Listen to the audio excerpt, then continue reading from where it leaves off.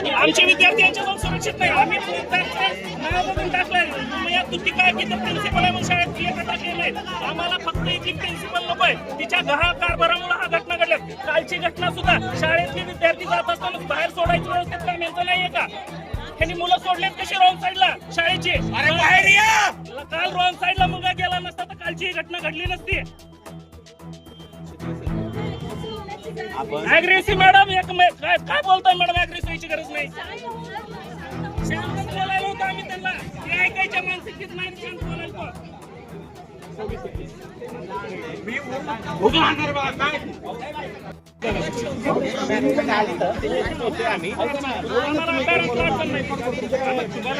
पॅरेंट्सला बोलायचं की मला बोलायचं?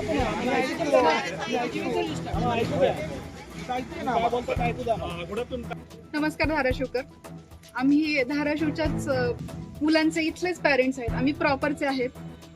एक वाजवी मागणी आहे की आमच्या मुलांना इथे अतिशय चांगलं शिक्षण मिळावं, दर्जेदार शिक्षण मिळावं आणि त्याच्यासाठी आम्ही रक्ताचं पाणी करून जो आम्ही पैसा कमवतो तो इथे घालतो की आमच्या मुलांना इथे चांगलं शिक्षण मिळावं. याच्यासाठी आमची मुलं सिनियर पासून इथे आहेत. जे प्रिव्हियस प्रिन्सिपल होते त्यांचा जो एक्सपिरियन्स आहे तो आम्हाला खूप चांगला होता आणि म्हणून आम्हाला असं की आम्ही ही शाळा कंटिन्यू करावी म्हणून आम्ही आमची मुलं इथंच ठेवली. आता आमची मुलं जवळ 8वी 9वी मध्ये आहेत. काही जणांची इथे जे आहेत ती. पण आता असं होऊ लागलंय की गेली 2-3 वर्ष झालं जे इथलं जे मॅनेजमेंट आहे ते अजिबात पालकांच्या ज्या तक्रारी येतात त्यांच्याकडे लक्ष देत नाहीये. आम्ही जेव्हा सांगतोय की हे असं काही होतंय त्याच्यावर फक्त आम्हाला आश्वासनं मिळतात आणि हे जे आहेत हे मेल्स आम्ही केलेले एक 20-3-23 केलेला आणि एक 25-3-23 केला होता आणि या मेल्स मध्ये आम्ही डिटेल सांगितलं होतं. सर आम्ही हे मेल्स आम्ही लिहिले होते इंग्लिश मध्ये लिहिलेले. इथे करिक्युलम कम्प्लीट होत नव्हतं आणि त्याच्यावरती आम्ही विचारलं होतं की मॅम इतका सिलेबस तुम्ही गाळला तर तो सर हा तो प्रत्येक आम्ही प्रत्येक आज काय करणार आहे तुम्ही आम्हाला सांगा. आम्ही एवढं केलं. इथल्या GM ला बोललो. GM मेडिएशन केलं आमच्यामध्ये आणि GM सरांनी सांगितलं होतं की आम्हाला 3 महिने द्या. तुमच्या सगळ्या ज्या काही प्रॉब्लेम्स आहेत आम्हाला मान्य आहेत. इथे त्रुटी आहेत. मॅडम नवीन आहेत. आम्हाला 3 महिने द्या. आम्ही ते सगळं करू. पण वरच्यावर परिस्थिती इतकी बदलत जाते की आता म्हणजे आम्हाला बोलायला पण अवघड होऊ लागले. ठीक आहे. ओके. आणि बायस पर्सनल बायस एवढा आहे त्यांचा की त्याच्यावर काहीच आम्ही करू शकत नाही. पालकांची इथं आल्यावर त्यांना रिस्पेक्ट नाही. बसा म्हणतात, ऍप्लिकेशनचा फॉर्म देतात, ते भरेपर्यंत आतमध्ये तुमची काय आहे ते जाते. परत माघारी म्हणतात नाही मॅडम वेळ नाही. मॅडम मीटिंगसाठी गेलात. म्हणजे प्रत्येक वेळी पालकांनी हेच करायचं का?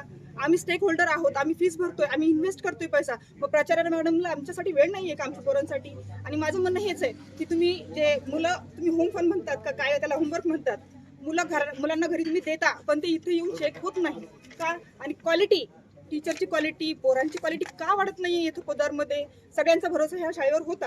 मग आता का तो बिघडत चाललाय? मला हेच विचारायचं की प्राचार्य मॅडम कल्चरल इव्हेंट्स ह्या जास्त घेऊन काय दर्शवण्याचा प्रयत्न करत आहे धाराशिवकरांना. मग माझं म्हणणं आहे की तुम्ही थोडे कल्चरल प्रोग्राम स्पोर्ट्स हे कमी याच्यामध्ये घ्या ना. अकॅडमिकला जास्त महत्त्व द्या. कारण मार्कांवर माझं काही म्हणणं नाही की मार्क झाले पाहिजे, पर्सेंटेज झाले पाहिजे. पण तुम्ही बायस करतात. पर्सनल मुलांना टार्गेट करतात. स्पेशली माझी मुलगी सुद्धा टार्गेट झालेली आहे. तुम्ही म्हणजे आता मी आले दर शनिवारी मी इथे व्हिजिटला येत होते पूर्ण टीचर्सला भेटायला. आता विचारलं मी दराडे मॅडम आहेत मराठीच्या मागच्या वर्षीच्या. आता माझी मुलगी 8वीला आहे. मागच्या वेळेस मी स्वतः येऊन भेटले. मॅडम तुम्ही माझ्या मुलीला सर्वात जास्त मार्क आहेत. मग जेम्स ऑफ द क्लास त्यांनी ठरवलेलं आहे. मग तुम्ही काय म्हटलं होतं आधी की अकॅडमिक जे मुलांचं चांगलं असेल त्यांनाच आम्ही जेम्स ऑफ द क्लास देऊ. माझ्या मुलीला देण्यात आला नाही. का वगळला? मी हेच येऊन विचारलं. नाही मॅडम उसका कुछ बिहेवियर अच्छा नहीं होगा टीचर के साथ में, ऐसे त्यांनी मला म्हटलं. मेरी ये गलत बात है. आप जो बोल रहे हैं वो पॉइंट टू पॉइंट नहीं है. मेरा बोलना यही है कि आप gems of the class award दे रहे हो तो आप फेवर करके मत दीजिए. उसकी जो बेसिक है जो आप अकेडमिक क्वालिटी उसकी देख रहे हैं उसी के बेस पे आप दीजिए. आमची मागणी हीच आहे की इथल्या ज्या प्राचार्य मॅडम आहेत रम्य तुतिका मॅडम त्यांना बडतर्फ करण्यात यावं. चांगला स्टाफ इथे भरण्यात यावा.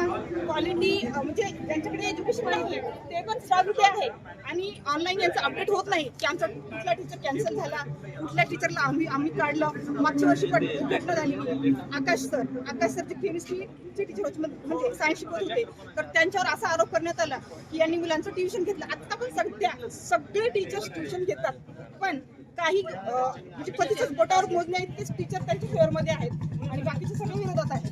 आमचं म्हणणं एवढंच आहे की आम्ही येतो तेव्हा आम्हाला रिस्पेक्ट द्या. तुम्ही असं बाय फॉरगेट नका करू की डॉक्टरची मुलं आहेत, मोठ्याल्या बिझनेसमॅनची मुलं आहेत. अरे आमची जो भी आहे आम्ही आमचं. तर माझं म्हणणं एवढंच आहे की मॅडमला बडतर्फ करण्यात यावं, चांगला स्टाफ इथे भरण्यात यावं. बस साफ नाही वगैरे असतील तुमचं म्हणणं जे आहे आणि ते ऐकण्यासाठी आपल्या पोदार एज्युकेशन ट्रस्टचे मॅनेजमेंट आलेलं आहे. हे आहेत Sujay Shivalkar sir, chief officer Podar, chief officer head office, chief officer Podar education trust. तर संजय पाटकर सर, सीएम मुंबई,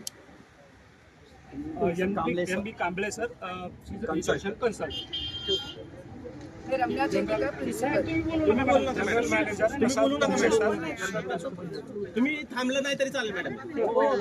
नाही सर, नाही सर, तेवढं झालेलं आहे सर. त्याच्या आधी 1.5 वर्ष झालंय. नाही, ज्याच्या विरुद्ध कंप्लेंट नाही त्यांच्या पुढे हे होणारच नाही ना सर. ज्यांच्या विरुद्ध कंप्लेंट नाही तुम्ही बोला ना सर. तुम्ही असं तुम्हाला सांगू नका असं म्हणत नाही. जे काय असेल ते बोला सर. लाईव्ह राहू देते. सर, बरं, माझा एक पहिला प्रश्न आहे की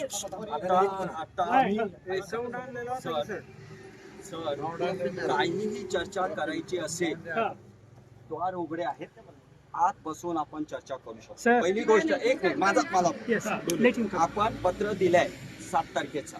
आम्हाला पत्र मिळालेलं आहे, शिक्षण खात्याकडे देखील आम्ही दिलेलं आहे. त्यांनीही सांगितलंय आम्ही आपली 10 वाजल्यापासून वाट, जे काही चर्चा करायची आहे आम्ही कमिटी आलेली आहे, प्रक्रिया चालू केलेली आहे. जे काही प्रक्रिया इन्व्हेस्टिगेशन चालू आहे योग्य प्रकारे आम्ही त्याविषयी सविस्तर म्हणतात. आता फक्त एवढंच आहे की तुम्ही धरणं करू नका ही आमची तुम्हाला विनंती आहे. कारण काल पण एक दुर्दैवी घटना घडली. खूपच त्यावेळेस तुमच्या इथं मीटिंग चालू होती सर, घटना घडली. एक मिनिट प्लीज मला बोलू द्या. मीटिंग कोणत्या चालू होत्या माहितीये का? हो, माहिती होत्या. पॅरेंटला बिलकुल नाही. ऐका ना. पहिली गोष्ट 11:30 वाजल्यापासून शिक्षण निवडणुकीची कमिटी आली. ऐका ते माहिती आहे. त्यांची मीटिंग चालू होती. त्याच्यानंतर 3 सव्वा 3ला हा प्रकार घडला. मी धावत गेलो आणि ओरिएंटेशन चालू होती तेव्हा 3 सव्वा 3ला काहीतरी झालं. तर ते नियोजित होतं. आणखी नंतर समजल्यानंतर मॅडम पण धावून आलं. तर असं कुठेही नाही की या प्रकरणाकडे आम्ही लक्ष नाही केलं.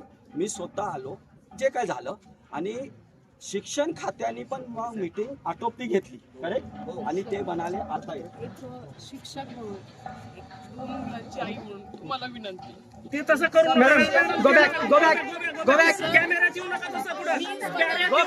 कॅमेऱ्यात येऊ नका मॅडम. चालेल. तर आता ठीक आहे. आता एकच तुम्हाला विनंती आहे, जी काही चर्चा करायची आहे आपण आज येऊन करू शकतो. आता आमचं ऐकून घ्या 2 मिनिट. तुमचं ऐकलं. 1.5 वर्षापूर्वी आम्ही रिसर कंप्लेंट केली होती. GM सर आले होते. त्याच्यावर काय ऍक्शन घेतली सर तुम्ही? पॅरेंट्सनी तुम्हाला मेल केले होते. तुम्ही आता 7 तारखेची दाखवताय. आम्ही 2023ला केली होती मेल आहे. त्याच्यावर काय ऍक्शन घेतली? त्यावेळेस जर ऍक्शन घेतली असती ती हे घटना शाळेमध्ये घडल्या नसत्या सर. GM सरांनी सांगितलं 1 महिन्यात आम्ही कारवाई करू. बरं, नाही, आम्ही बोलावलं, तुमचं ऐकून घेतलं, आमचं ऐकून घ्या. मला तेच बोलताय, आम्हाला इथे चर्चा करायची नाही. चर्चा तुमचे जे काही म्हणणं आहेत, जे काही पॉईंट्स आहेत ऐकून घ्या. आतमध्ये येऊन तुम्ही बसत नाही, यांच्याशी तुम्ही बोला, ऐकून घ्या. ऐकून घ्या, ऐकून बोला. तुम्हाला तुमच्या ज्या प्रश्नाचं आत्ताचं उत्तर आहे तुम्हाला आमचे लोक देतील. काय प्रॉब्लेम नाही, मध्ये जाऊन बोलू आपण. चला मध्ये जाऊन बोलू. काही प्रॉब्लेम नाही. आपल्याला आउटपुट काढायचंय, चांगलं करायचं सगळ्यांचं. आपण बोलूया, मध्ये बोलूया. फक्त बोललं पाहिजे, implement झालं पाहिजे एवढी अपेक्षा आहे. सगळे पॅरेंट्स आहेत. चला सगळे फक्त पॅरेंट्स येतील. पॅरेंट ऐका.